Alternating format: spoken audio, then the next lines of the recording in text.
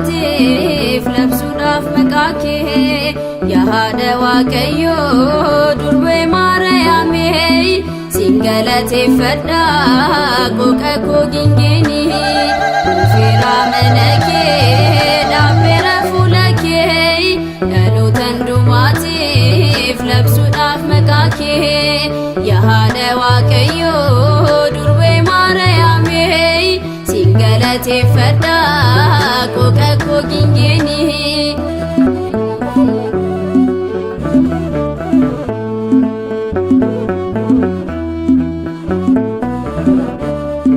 akkuma abbaa Efreem fuula kee dhaabbatee na eebbisi durbee jedhee si kadhatee suuqni ilma kootii sirraa bulu jettee mudhii isaa hidhatee si galateeffatee dhufeera mana kee dhaabbeera fuula kee dhalootan dumaatiif labsuudhaaf maqaa kee yaa haadha Waaqayyoo durbee Maariyaamii siin galateeffadha qooqa koo gingeeni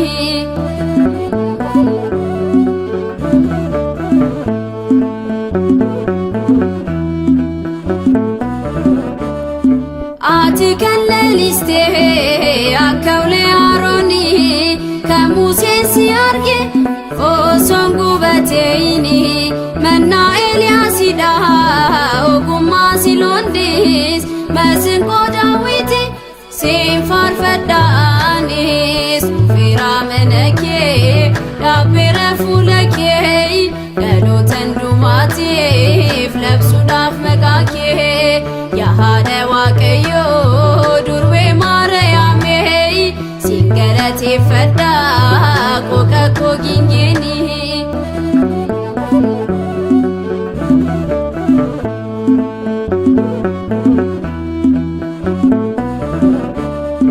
kennaan kan guutamtee gammadii harmee koo qulqulleettiin jedha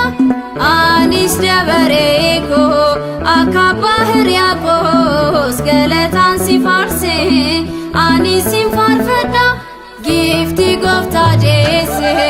dhufeera mana kee dhaabbeera fuula kee dhalootan dumaatiif labsuudhaaf maqaa kee yaa haadha Waaqayyoo durbee Maariyaamii siin galateeffadha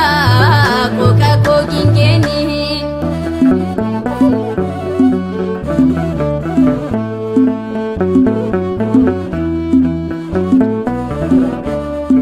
herroon koo guutamee maqaa kee waammadheen qaana'ee hin beeku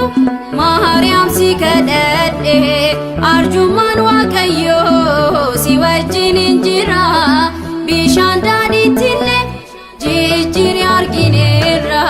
dhufeera mana kee dhaabbeera fuula kee dhalootan dumaatiif labsuudhaaf maqaa kee yaa haadha Waaqayyoo durbee Maariyaamii siin galateeffadha qooqa koo gingeeni dhufeera mana kee dhaabbeera fuula kee dhalootan dumaatiif labsuudhaaf maqaa kee yaa haadha